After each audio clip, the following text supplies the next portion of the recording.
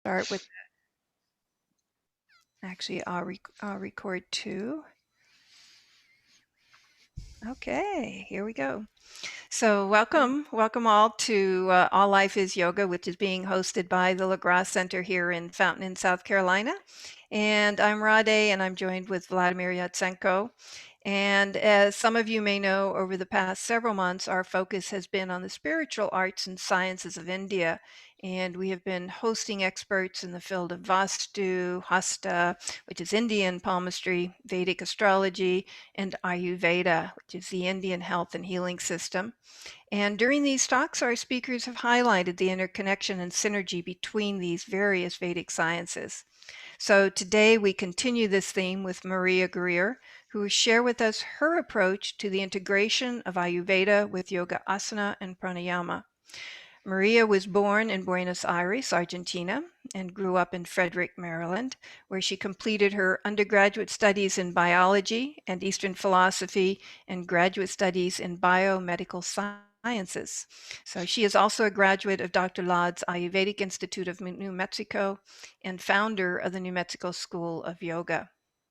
So Maria and I have been longtime friends, and Maria has also been my yoga teacher, and I've attended several wonderful weekend workshops where she taught how to integrate Ayurveda with yoga. So in my mind, she is certainly one of the best yoga asana instructors and one of the very few who is actively integrating Ayurveda with yoga. So she's truly a leader in this field. And she is also a very avid surfer and conducts surfing camps for those who are interested. So we are very deeply honored to have you here tonight, Maria, and to be hosting you, and very much looking forward to your talk. I will be putting in the chat box Maria's website URL in case you want to check out the various retreats and programs and yoga teacher trainings that she has coming up. And Maria has mentioned that she would like to keep this fairly interactive, and so she will actually be taking questions on and off throughout the hour. And so if you have a question as she's speaking, just raise your hand and she will pause every now and then. And at that point, we'll come over and open your mic and you can ask your question of Maria. So with that, Maria, I'm going to go ahead and turn it over to you.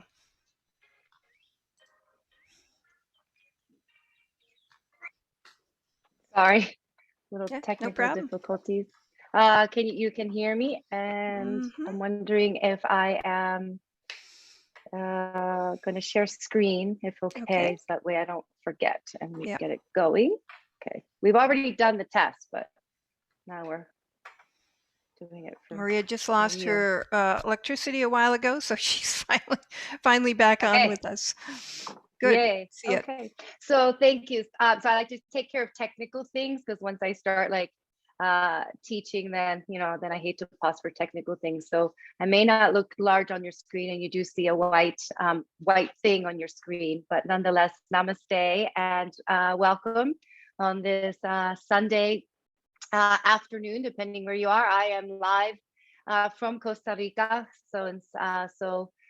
why I look bronzed. It is natural. So this is my natural sun color. I spent time in the sun down here surfing, and and it is quite sunny here. So I live in Costa Rica the past 3 years. It's where I've decided to call my home. But as Rade mentioned, thank you for the wonderful introduction.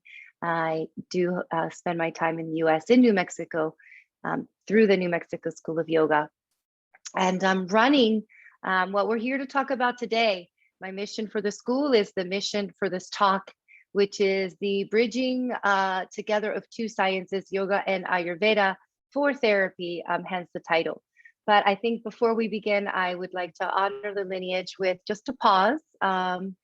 To begin in a quiet way, reflective way, also we could say with some presence, and tapping into lineage through mantra, through chant. So if we can indulge in that together, that would be a good way for us to join in. So let's pause, close our eyes, take a moment to observe how we are sitting. how we're breathing. And it feels good to just take a moment to sit, pause, close the eyes, and breathe.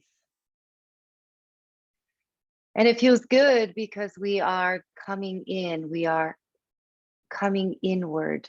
And that inward place breathes wholeness, completion, unification into the body. So this pause, reflection. And then whether you are live or we're in recording, we are still here together breathing in some form.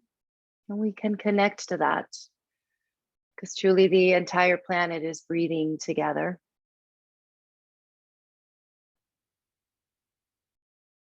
Now, sankalpa or dedication, intention, why we've come to be here together. Our intention, dedication is to hear, to delve into the vast Vedic sciences and take a moment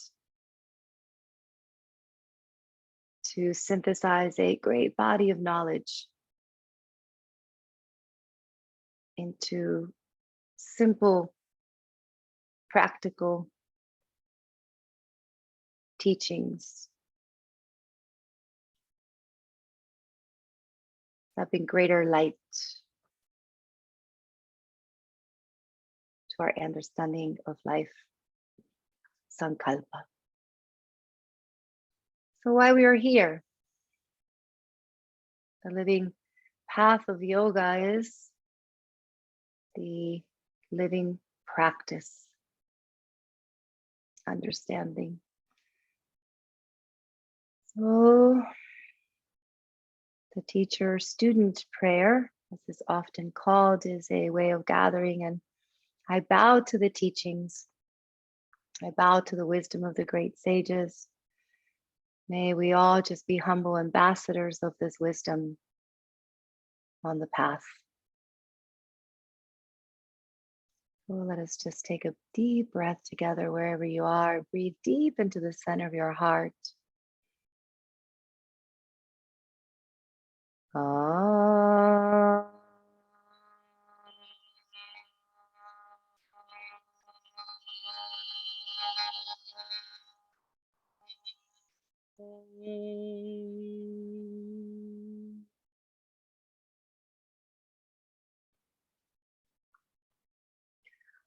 Om Sahana Bhavatu Sahana Gunaktu Saha Viryam Karavavahai Tejasvinavaditamastu Ma Vidvishavahai. Aum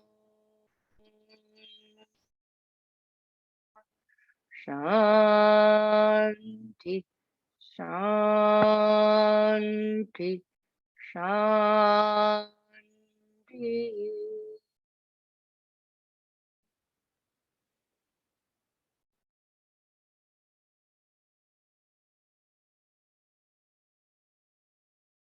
Namaste. Okay, so I'm a teacher's teacher, meaning in my long path, I've taught kids, I've taught in middle school. I have a master's in education. I love to teach. I love whiteboards. I love pens and papers, and so I also really enjoy presentations. But the online world of teaching has evolved me from using tons of PowerPoints now to using whiteboards because we can offer you the digital copy of the whiteboard. So if you are watching this in, live or recorded, know that you can have the PDF. So maybe enjoy observing, watching a more interactive talk with me live in live writing for you, and then knowing that you can also get the copy. So may we just relax in learning. So what are we here to talk about? Well, coming back to Sankalpa. right? Simple words, but I can't assume that everyone knows these words. I mean, on some way, shape, or form, you do. But the focus of our conversation is Ayurveda, yoga, and therapy, the three together. Now, the first word, Ayurveda. Some of you may or may not have come to the previous talks on what is Ayurveda and the living practice of Ayurveda. Simply put, Ayurveda is a science, yoga is a science, Veda is a science in many ways. For me, I'm a scientist at heart as well. So with all that, we're here to talk about sciences, but these are interesting sciences. They're life sciences. And sure, they involve cells and tissues, but we are talking about sciences at the end of the day. Ayurveda, with the word Ayur and Veda, we could say is definitely devoted to the idea of life, just in the Sanskrit, just simple word. And Lord knows I'm not a Sanskrit scholar, so I'm not going to assume to go any further than just that simple definition. And we have yoga, which means to unify, to bring together. We can, of course, yoga has many definitions, also depending upon lineage and who you're asking to define this word yoga, but we're talking about, in a way, unifying, right? Union, we can agree to that. And then we have the word therapy, which is an English word, not a Sanskrit word. And the word itself, coming more from a Latin binomial, really, in essence, if you distill it, it has to do with healing. Therapy has to do with healing. So what we're here to talk about tonight is a unifying healing life science. The idea that we should unify ourselves from a disjointed place, and through that there is healing.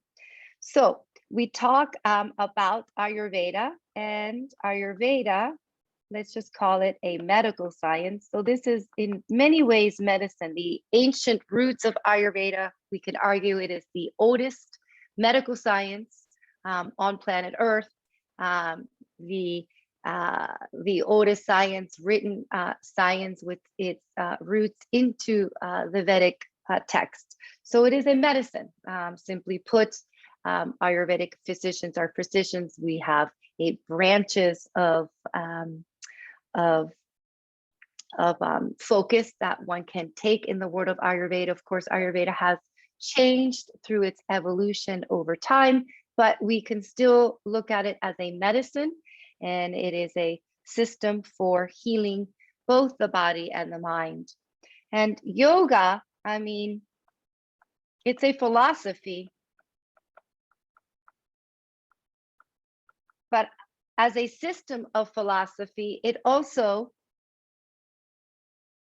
from that system, we credit Patanjali as codifying the practice of yoga, but the modern application of yoga past the philosophy, and really the place where I think my talk is going to focus on more, is not to delve into the deep philosophical concepts and aspects of yoga, because again, that's not my scholarly concentration, is that it's also a practice.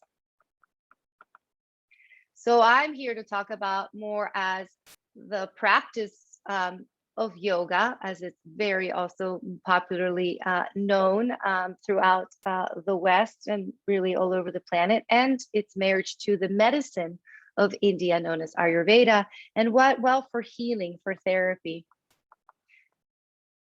We're all interested in healing, self-healing. We're all interested in being healthy, happy, and vital, right? This is a deep interest for most of us, called self-preservation. So how does this all come together, and how can we have some tips? Let's get into it. Okay, first, Ayurveda is going to give us a way to look and understand the body. Okay, so Ayurveda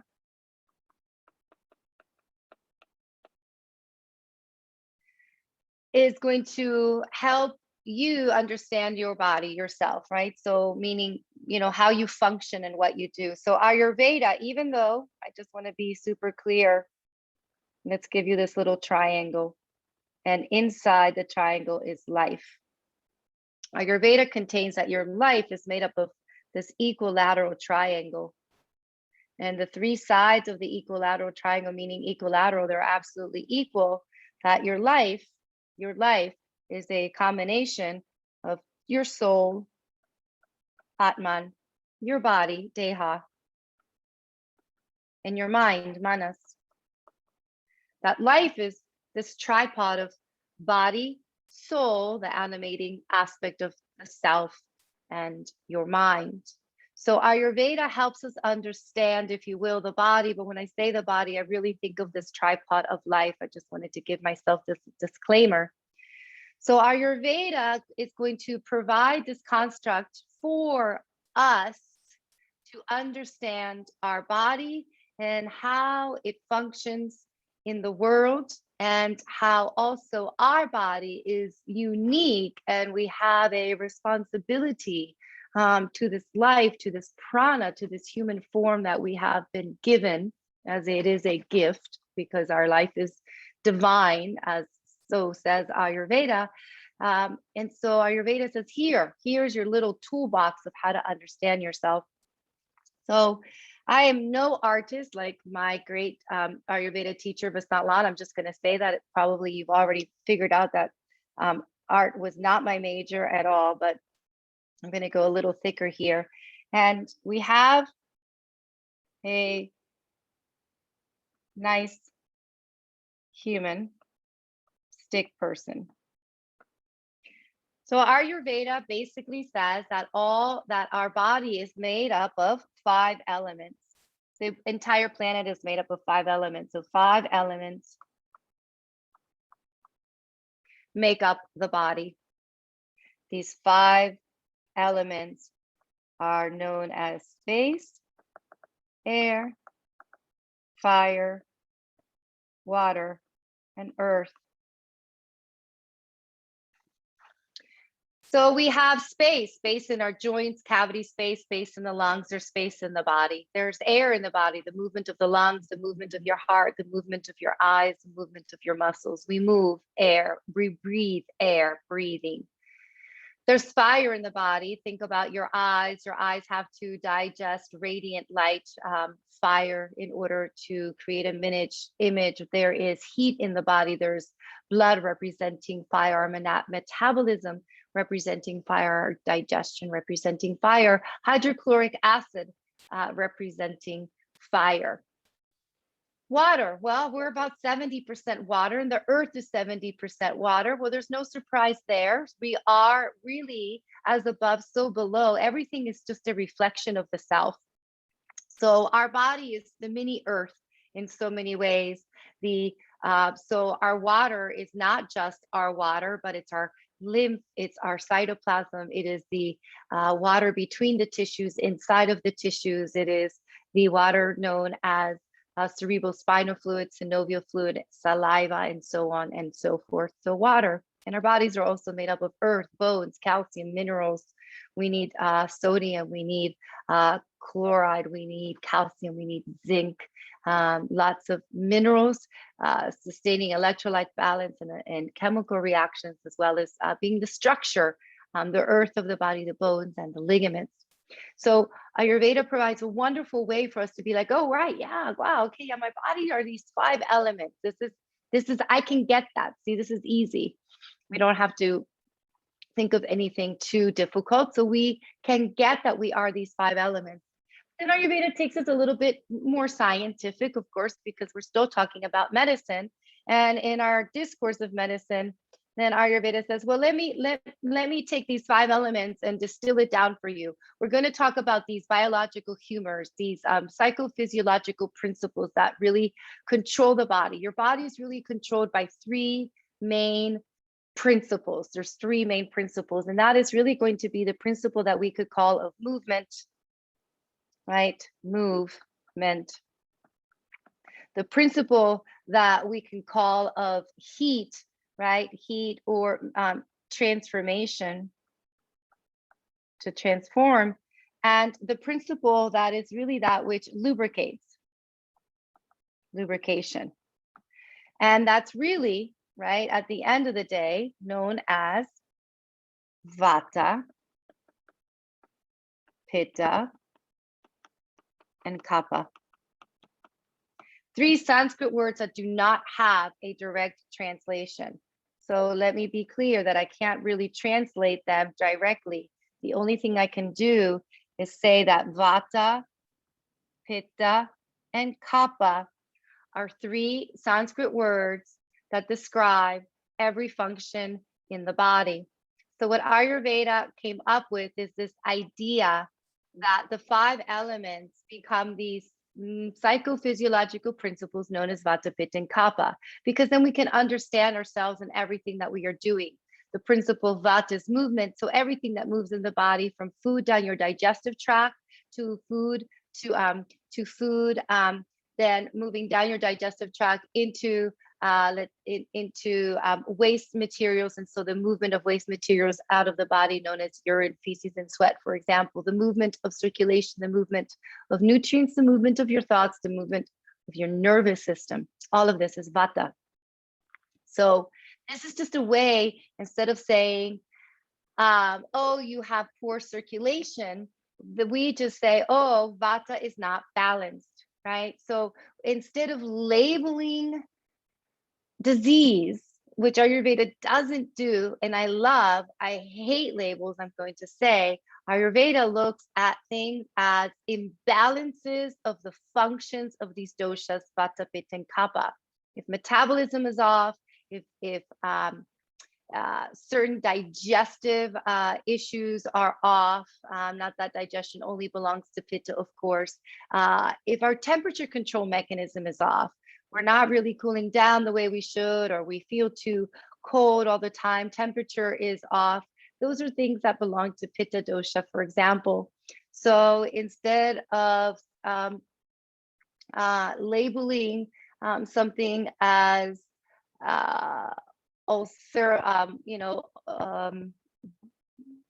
irritable bowel syndrome, which actually is kapha doshas, we would just look at that as an improper imbalance between pitta and vata, for example. So kapha, again, is that physiological principle of lubrication of water. So a label like bloating, edema, water retention, well, that if water belongs to kapha. So if something's happening in our water system, we look at an imbalance of kapha.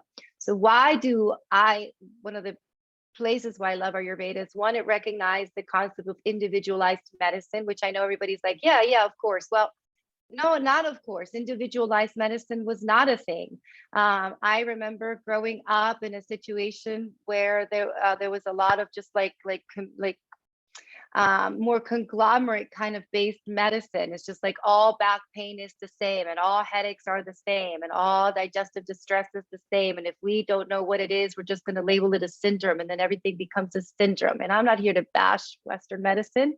I love Western medicine. My parents are doctors. My brother's a PhD. I love medicine, all aspects of medicine. I'm not here to like to create a hotbed. I'm pro-vaccine. So I'm not here to do that. I just want to like be clear on my disclaimer there. But I love Ayurveda's comprehensive approach. So yoga benefits from this, because then yoga as a practice, as we all know and love, we have namaskars and we have breathing practices and we have all these things that we do in yoga classes, and maybe you watch on yoga videos, and sometimes maybe during COVID you were like, well, which yoga video do I pick? I don't know what to do now, because now there's like 80 yoga videos that you can pick from because you just joined Yoga Download or whatever, and you're like, I don't even know what to pick, right? Well, Ayurveda is like, well, we know exactly what you should pick. Like, that's the thing. Ayurveda says, well, if you understand your body, then you're going to know what to pick. So I don't want to get too caught up in all this Ayurveda science and not come back to why I'm not just talking about Ayurveda. I know we're going to get into the concepts of yoga, but So you are a individual. So how much vata, pitta, and kapha you have in your body, that's individual. So Ayurveda says, yeah, you have your own unique constitution, this thing called prakriti. We're not going to worry about that, but you have, there is a unique, right? There's a unique constitution. And this unique constitution has to do with how many vata, pitta, or kapha molecules you have circulating. So some people have more pitta molecules, some people have more kapha molecules, some people have more vata molecules. What do I mean by that? Well, people who have lots of vata molecules are actually going to be more predominant in air and space qualities. So those air and space qualities, yes, I will pause in a second once I present vata, pitta, kapha.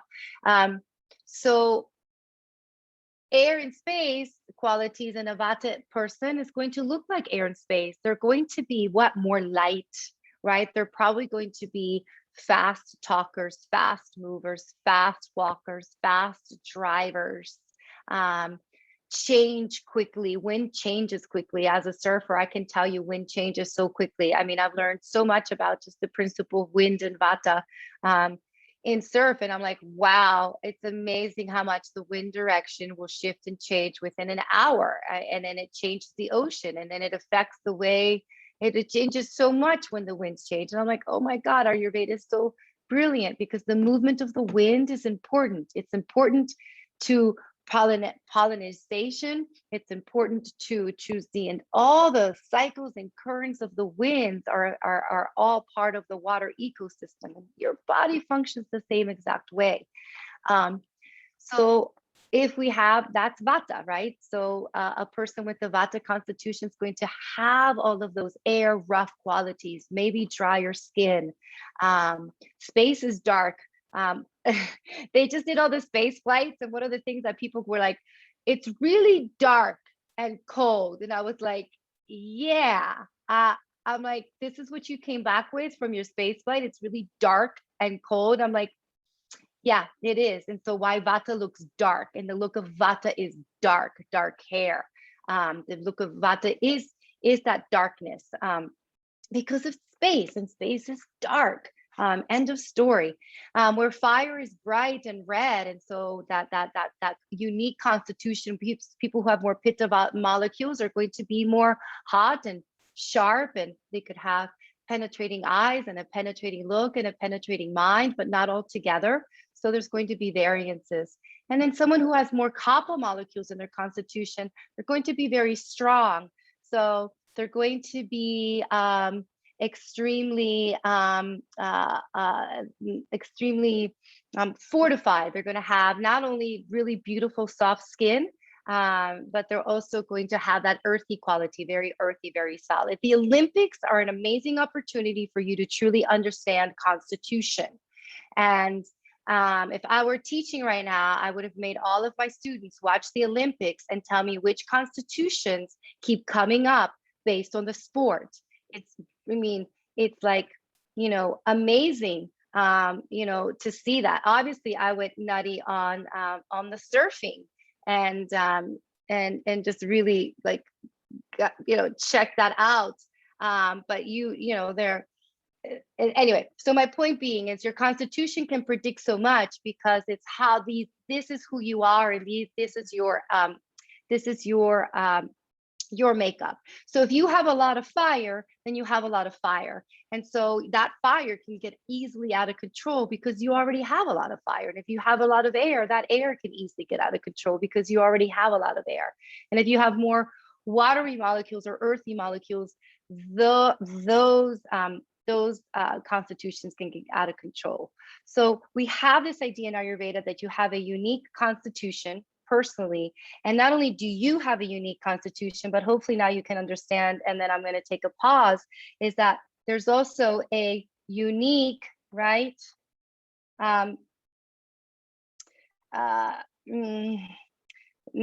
constitution, right, to where you live, to the earth. So the earth has a constitution, and you have a constitution, and these two are in relationship.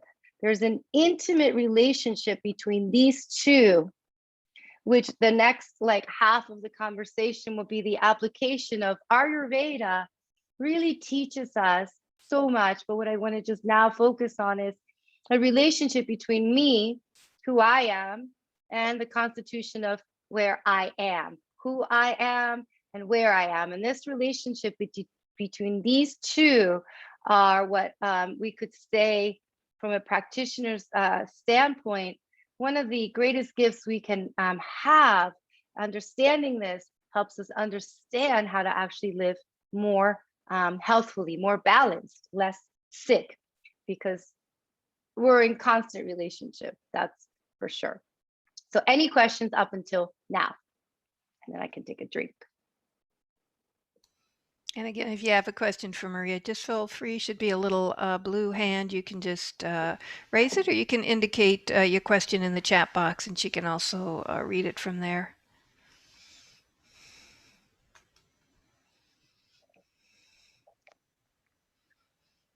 Okay, I think they're all with you, Maria. Okay, all right.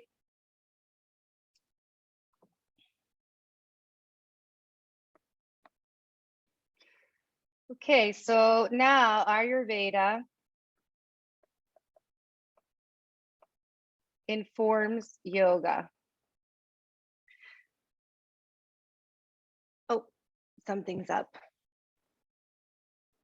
How do you know your constitution? Well, that's a great question. Thank you so much for that. How do you get to know your constitution? Well, that's always the question. Yeah.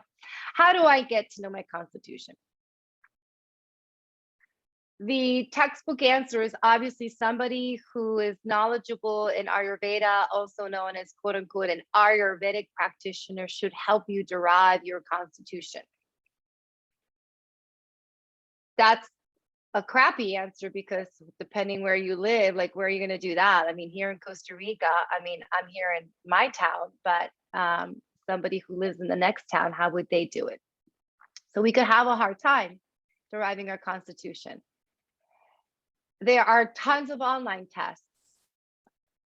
Certainly those links can be given, like I know Banyan Botanicals, for example, has an online test. I personally have my own test that I have created in my clinical practice for people.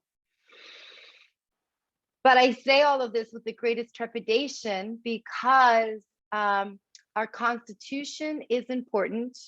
Knowing who we are is important. There are several schools of thoughts in Ayurveda, as far as just like everything is lineage based. You know, yoga is lineage based. Ayurveda can be, it has one lineage, but then you have the guru, the kula of the guru, who then teaches their thoughts. And there are schools of thought in Ayurveda that say, forget worrying about what your constitution is. Let's not obsess about it. We can become so obsessed, and that obsession could be a problem, because we type ourselves as something, and perhaps we box ourselves into this understanding of who we are. That's one school of thought. You know, another school of thought is, well, shouldn't you know who you are and really like go down into a journey in that understanding? I'm of that school of thought. I'm but a balanced approach. So best way to get to know your constitution is to start to get to know yourself. Just get to know yourself in the authentic way of who you are. I went down the path of learning Ayurveda long ago. I don't want to date myself too much, but certainly it was a long time ago. And it began with this book called Perfect Health by Deepak Chopra. And it didn't really say anything about Ayurveda, but it was part of like my teacher training program in 1998. And we all love self-tests, you know what I mean? And we all love this idea of self-testing and getting to know ourselves. So I think there's a caveat there. So I say, take as many tests as you can. Okay, practical answer, and do an average. So take 5 tests, and I'm happy to send everybody on the talk my PDF test that I created. But you can't just let it be there. Okay, well, I took 1 test and this is who I am, and I'm about to 3, and Pitta 2 and Kapha 1. That's it. That's my constitution and done deal. So I'm just going to live as a Vata and I'm going to, ignore everything else. It's never what Ayurveda was all about. So the idea is we get to know our constitution, we begin to examine who we are, and ideally, if you really get into this, then you start to work with a practitioner, because the practitioner helps you get to know yourself. One of my biggest rewards is allowing people to reflect, and to really see themselves. And so part of that is, oh no, look how Vata, look at the Vata. Vata's screaming right now. Pitta's screaming right now. Kapha's screaming. Don't you see, like, Kapha's going, oh my God, or whatever. So you get to just know yourself. I might be Pitta Vata as a constitution, but it doesn't mean that I'm always managing Pitta. As a matter of fact, I would say I manage Vata more than I have to manage Pitta. But now that I'm going into mid 50s, Pitta's showing itself. So we're always in a constant evolution. So take quite a few tests, take the average of the test, and then to be determined, meaning that start to see how Vata you are, how Pitta you are, how Kapha you are, where all three doshas manifest themselves. Start to learn about them, become an investigative authority over all three doshas. Never just become myopic over one and nothing else matters. The beauty of Ayurveda is that they're all three always in relationship, and our constitution is that we tend towards a particular blend of the three, and our job is to maintain that blend as best as we can throughout our life. But that's going to be dynamic based upon how old we are, how much tissue we have, like our size in a way, and where we live. All three will depend upon that dynamic play between the three in your own constitution. Now I just made Ayurveda sound really confusing. I don't mean to do that, but I also don't want to distill it to just know your dosha and we're good, because it's a little more than that, but it begins with something like it. Yeah. Maria, if there's somebody here that would like to learn more about their dosha, do you provide consultations over the phone? Zoom, yeah. Yep, Yeah. yep. Okay, perfect. Tons, So yeah. I've put her website in the chat box, and this is certainly one way to start. Yep. Yeah, checking in. All right, but yeah, so I'll definitely include the test. You're very welcome, Melissa. Thank you. Great question. Glad you asked. Okay, so let's do the application simple, because I think we can all kind of understand kind of these things as far as like the application of Ayurveda. But first, so we have the world of yoga, and again, yoga is then extremely lineage based. So I don't want to get into all of that. But in the world of yoga, we have the idea that we have practices, and these practices are to help us reach the state of beingness that is yoga. That the idea is not that I am supposed to have the most amazing triangle trikonasana ever known to mankind. That's really never been the goal. But the goal would be that through the journey of breathing in trikonasana, I maybe sense a unified place and state within myself. So so the practices, generally speaking, are all to lead us to the same river, right? Or same ocean, maybe different rivers, but one ocean. And that is pranayama, which are breathing practices. And there are many different exercises, breathing exercises that we can do pranayama. There is, of course, asana, which are postures, shapes, if you will. For me, they're mudras. I believe every asana is a mudra. So that changes the idea from it being this, I don't know, exercise pose. Okay. And we also have meditation, many different forms of meditation, from yantra, mantra, trataka, uh, compassion based. I mean, Lord knows that even the word of meditation splits off into various different aspects as well. So in a very simple way, we could just take these three small categories as practices of yoga that are generally known in the West, which are pranayama, breathing practices, asana-based practices, postures, mudras, shapes, and meditation-based practices. There are many lineages of yoga which have very set formats, like Bikram, like Ashtanga, which you have set sequences, and these set sequences are set asanas to be done in a sequenced format. And then you have other practices of yoga, such as the world of vinyasa, we could say that is a little bit more freestyle, free forming.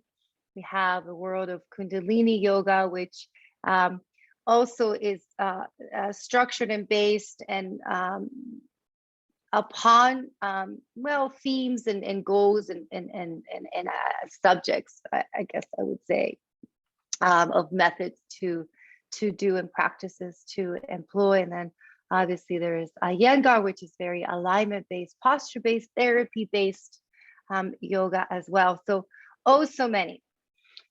And then people are like, well, where's this whole idea of Ayurvedic yoga come in, right? And Ayurveda and yoga. Is it new? No. Is it some new trend, this infusion? No, no, there's nothing new about it. It's actually the most ancient practice, the most ancient form of yoga is the idea where the practice of yoga is to mold itself around me. And I am not here to mold myself around the practice. Rather, the practice is molded for me. That in the olden days, we could say we'd go to our little village Vaidya, and he would be able to not only read our palm and arrange our furniture and tell us about our chart, give us mantra, but also say this pranayama for you, these asana daily for you, and all is well. And daily practice of all these, along with your herbs and your wonderful proper east west facing bed and whatever else it is. That's how it used to be. So yoga was individualized, yoga was personalized to the individual for your needs according to where you were in time, place, and space. But the adaptation of yoga that we see now is much more of a general format, general form, meaning that there are group classes. And in these group classes, you walk in and technically you come under the understanding that you should be adapting yourself to the practice versus the practice adapting itself to you. And that's no fault to any teacher. I'm not here to bash the yoga community or bash the teachers. I'm a group yoga teacher. I teach group yoga classes here every week. And I do my best, right, to reach every student where they are by offering 1,008 options in class. I get all of that. I'm saying it's the therapeutic aspect, the healing aspect, that you go to your town doctor and you say, I have an upset stomach, I have an ulcer, I have loose bowels, I have hot flashes. And doctor says, okay, you change your diet this way, you do this pranayama, and all is well. Because why? Because we would be able to see the body through Vata, Pitta, Kapha. Oh, we have too much fire. Oh, there's too much movement. Air principles all whacked out. Earth principle is building out of control. And so now you have these bone spurs or growth spurts. And then we would be given the right meditation, the right asana, the right pranayama based upon what we need.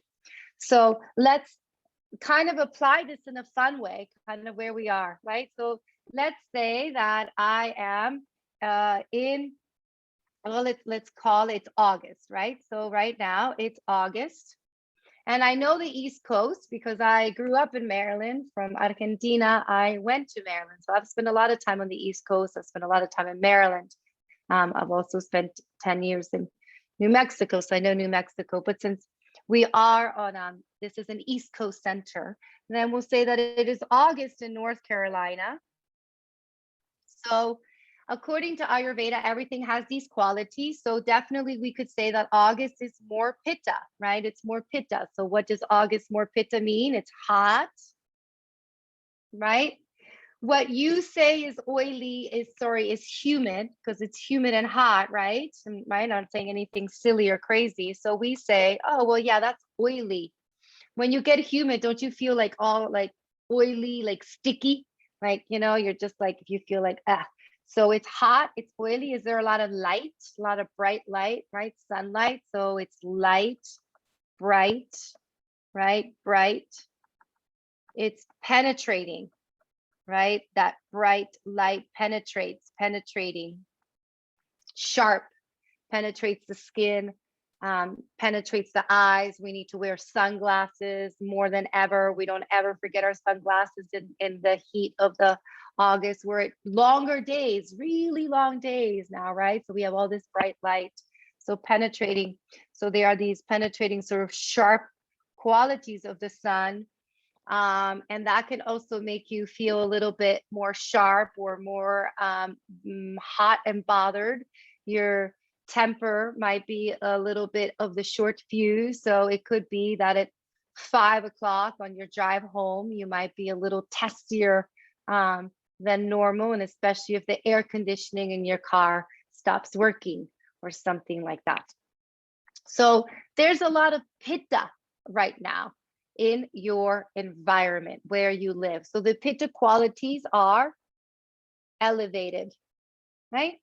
So what we do is just either up arrow, we can say there's an elevation of pitta. In Ayurveda, we say when there's an elevation of pitta, where there's too much of something, then do the opposite. Like increases like, and opposite heals. So if you're scrolling down your little yoga online courses and you're like, what to do? Well, don't go looking for anything that's going to add to pitta. So don't go look for power yoga. Don't go look for hot yoga. Don't go look for we're going to do 108 push-ups yoga. No, that's not what you're looking for. We want to do the opposite of that. So if there is too much of something, now we want to decrease. So what do we need to do? And in moderation, Ayurveda would say, well, constitutionally, we want to make sure we don't have too much pitta. So what we want to do is we want to decrease the qualities of pitta, and to decrease the qualities of pitta, we are going to employ those things which are cool, yeah, and a little bit more dry, and a little bit more dark, and a little bit more dull.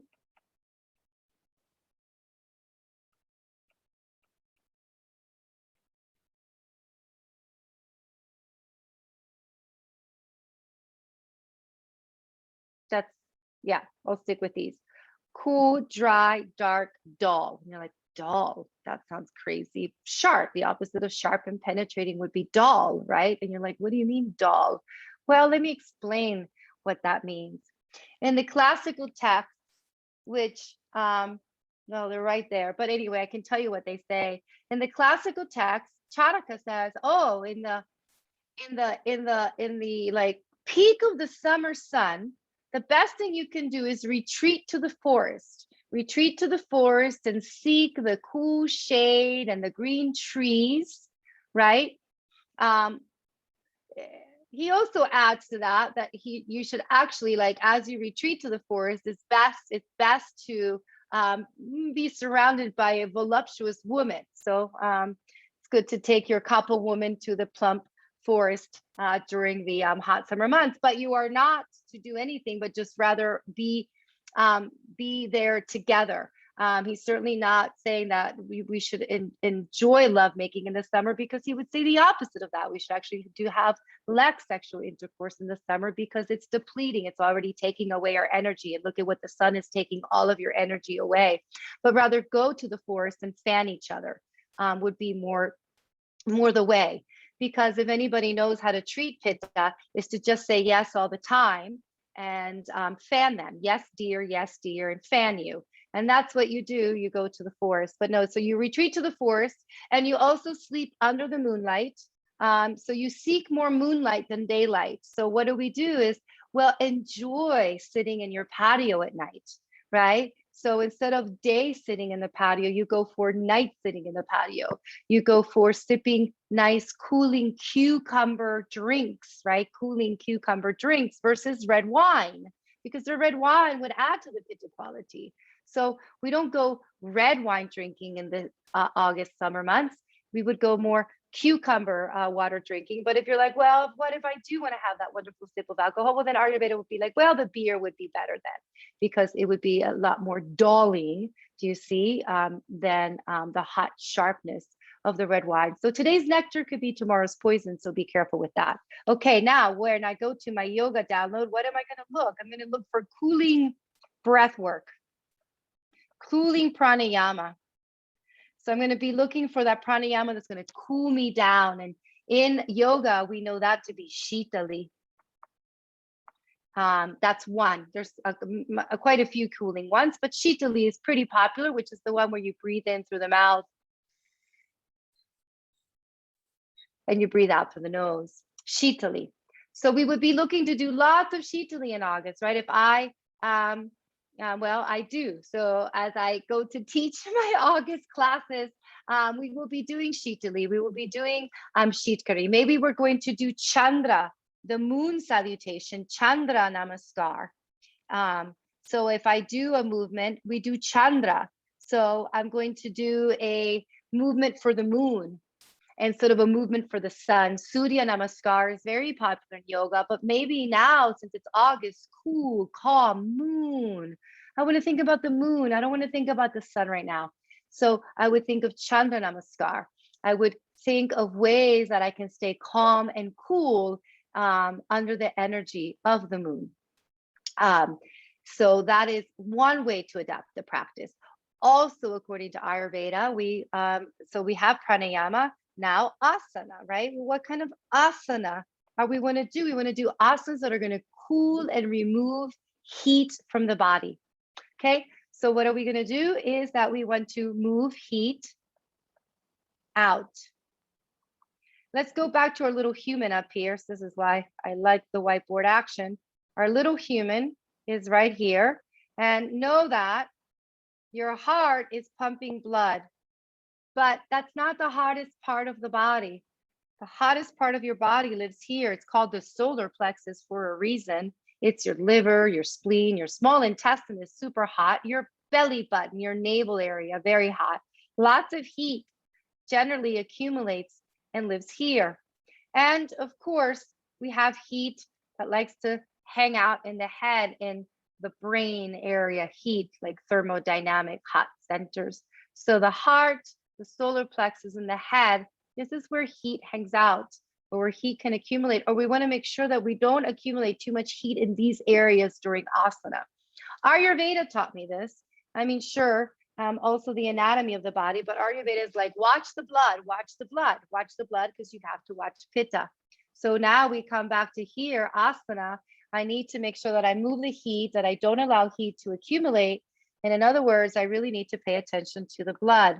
The best way to understand pitta is to understand blood in many ways. And so how do I not let blood pool in these particular areas? So the kinds of asanas that what we want to do, that we really love, are the kind of asanas that perhaps stretch the belly. So something like cobra, where you're stretching the belly button, is super popular asana that we would like to do, let's say in the summer. That might not be the best cobra, but it'll do. Even bow pose.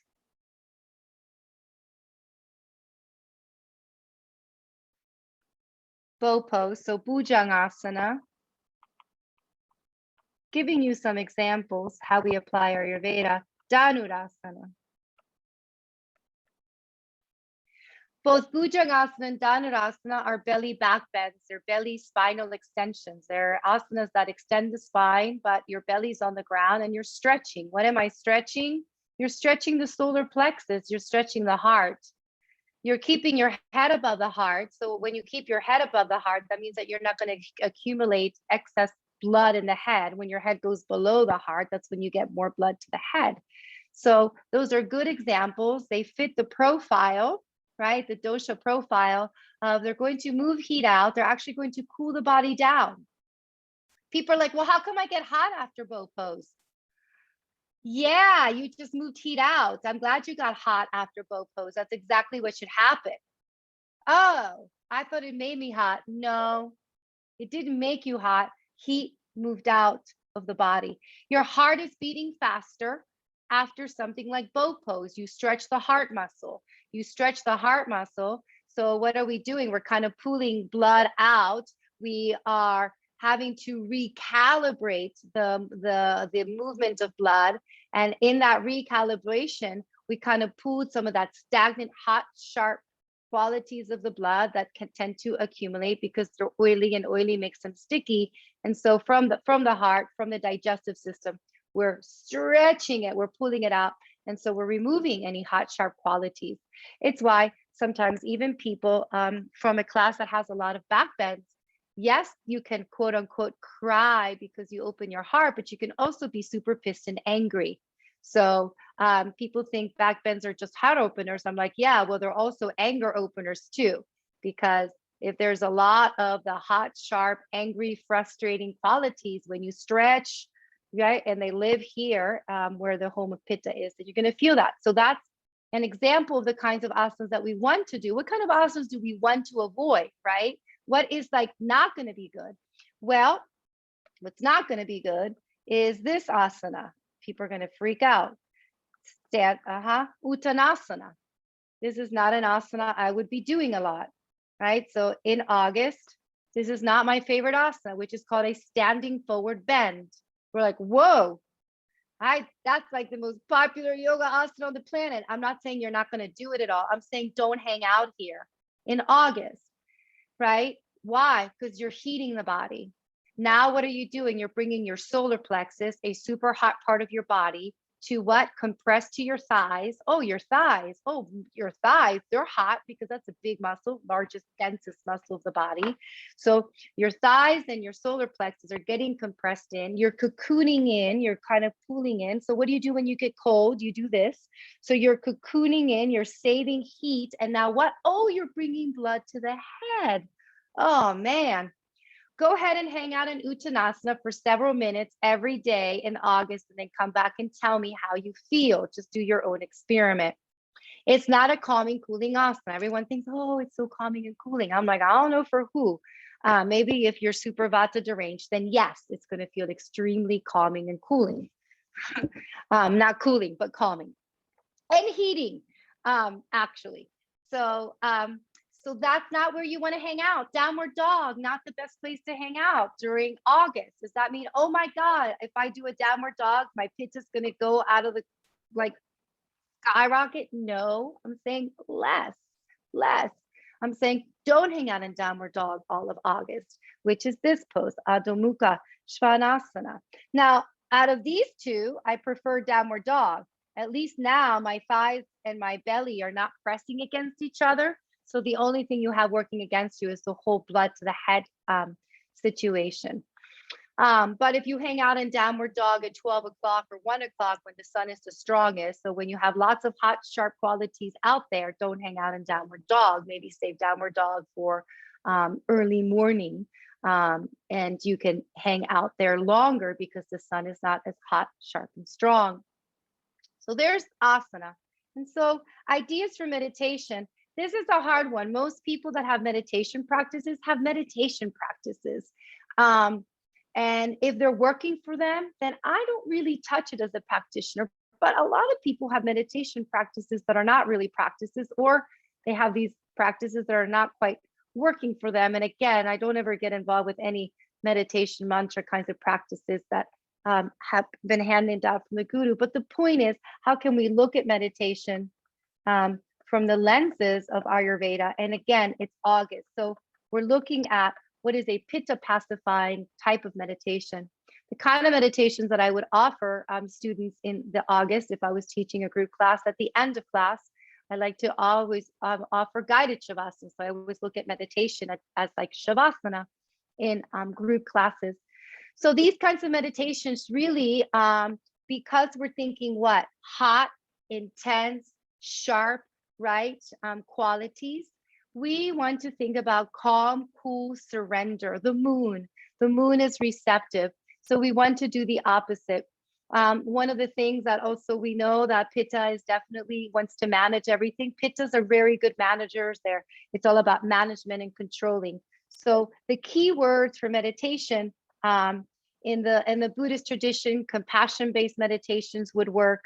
Heart-based opening meditations would work. Of course, Pittas don't necessarily be like, oh, here we go, another compassion heart-based meditation. That might turn them off. So meditations that are less about control, about emptiness and emptying out. Really think about emptiness as surrender, letting go, these kinds of ideas, less structure, less rigid. We could say more spacey, right? More space. There's less space in the summer because the jungle is alive. It's kind of interesting, right? But you actually feel less space when there's trees everywhere. So space right now is something that you can bring as an element. So space and water and things that are cool and earth are the kinds of things that we want to think. So earth, compassion, emptiness, surrender, space, right? Just space. So we would think about those kinds of qualities and how we could transform perhaps meditation in a way, or just tweak it to answer the call of what? Well, Pitta, because it's August. So you can take the idea that Ayurvedic principles can guide your individual yoga practice. But if you are not there, like the question came in, oh, well, what's my prakriti? Okay, well, chill out. It's the prakriti of summer is Pitta. So without a doubt, right now, if there was anything that you would glean from this time, is that Pitta is constitutionally higher wherever it is that we are. There are these ideas and qualities of Pitta. Get to know that, get to know Pitta because it's here, and then see how it affects you. How does when there's lots of Pitta where you are, how are you affected by it? That is a constitutional lesson that can guide understanding your individual constitution. And that's really the best application in a very short amount of time to see really the profound, vast science of Ayurveda and beyond herbs and therapies, meaning Abhyanga, Shirodhara, beyond all of that, there is the wisdom that comes, right? That helps then yoga, the practices, right? And then Vastu. Well, Vastu can help healing because we can be doing all sorts of measures to support our quote unquote health and healing, but something in Vastu is off. That can then what? Oh, bring things to a greater, faster change. So they all work together, these amazing, great sciences. And when we put them all together, the idea was they are tools. These are gifts. Life is hard. Here's a tool to make it less hard. Okay. You're more pissed off in the summer. Yep. Normal. Okay. So learn to do things not to be as angry and pissed off in the summer, because we already knew that was going to be the case. The ancients knew that. Do you see what I mean? So it's okay. Like, it's okay. But then take care of it, own it, and then make the right choices. So I think the empowered choice that we make is the tools that we were given in order to make that choice. And this is where yoga and Ayurveda take us. So now, do you have any questions on the application of yoga and Ayurveda or anything else? Well, can't answer every question, but I'll try to answer something. Yeah, again, you can put them in the chat box if you have any questions for Maria. But again, Maria, like you just said, it's nice to know your dosha. It's important to know your dosha and to manage it, but just knowing your environment, just knowing the surroundings, knowing the season, and knowing these qualities and what their opposites are can tell you how to best manage the environment.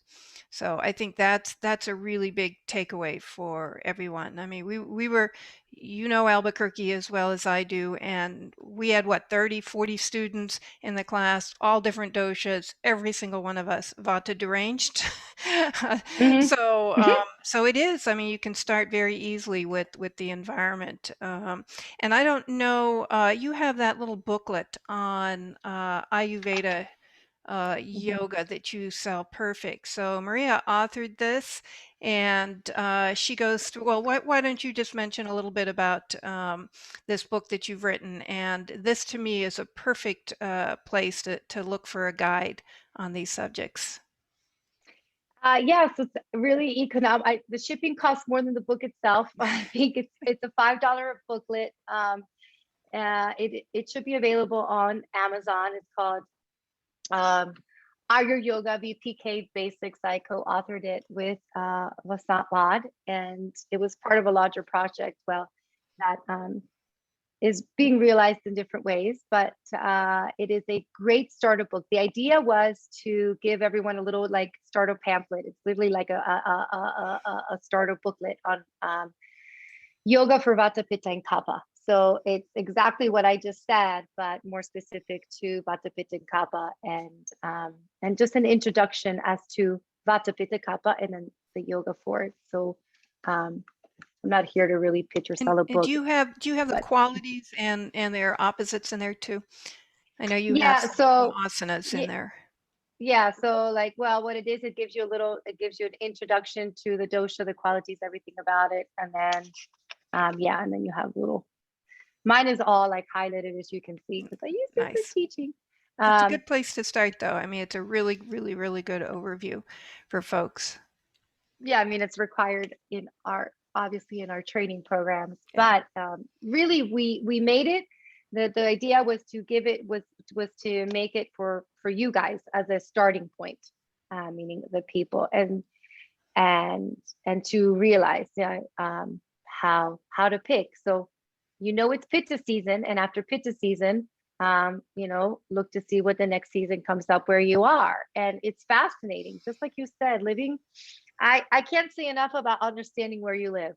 Yeah. I have lived in Maryland, I have lived in New Mexico, and now I live in Costa Rica. I have such a depth of knowledge from living in such and living in these places and really seeing nature. And the greatest gift of all was COVID. I mean, Mm. honestly, like the fact that I got to live and see nature change because um, live in a blue zone. I live in the jungle. I live with monkeys literally right there. My mom was calling. I'm like, wait a minute, the monkeys are here. So how then that mean the ocean changes, right? The ocean changes. The ocean is not the same in May and it's not the same in December. Our tides change. We have so much more water right now. Um, yeah, I can say so much, but living so much closer to the equator, it's way different living too. And so these changes in light are very, very applicable. And we have so much light now. So you need to seek the opposite. It helps. As you know, when the moon got in trouble and there was no moon, that was a problem. We got a story there. Yeah. Well, So thank you that's so much, Maria. We really appreciate this. And you were just able, I'm just amazed because I didn't know how you were going to even approach this very vast topic in an hour. And you just did a wonderful job. Maria does what, a 300-hour yoga teacher training program just on this subject, Ayurveda and yoga therapy. And well, so this is, 1200 coming up. oh, really? Good for you. Wonderful. Mhm. So yeah, I would just recommend. We will certainly send out the whiteboard slides, but I would Mhm. highly recommend the booklet that Maria mentioned. And anyone that's very serious about learning more about Ayurveda, certainly Dr. Laud's textbooks, book 1, volume 1 is a nice place to start too. But we thank you all for being here, and Maria, thank you for sharing your wisdom with us. And you're looking Thank you. so healthy and vibrant. You're a testament to Ayurveda yoga, definitely, and Costa Thank Rica. you. Thank you. And Costa Rica. Yeah. Yeah, And Costa just Rica. eating pranified food all the time. Yeah. I mean, like, yeah, just called access to amazing food. But yeah. So you Okay, all come down and visit and you can be we will. pranified too. We will. Okay. Okay, thank you. Okay. Namaste. Pura vida. Namaste. Namaste.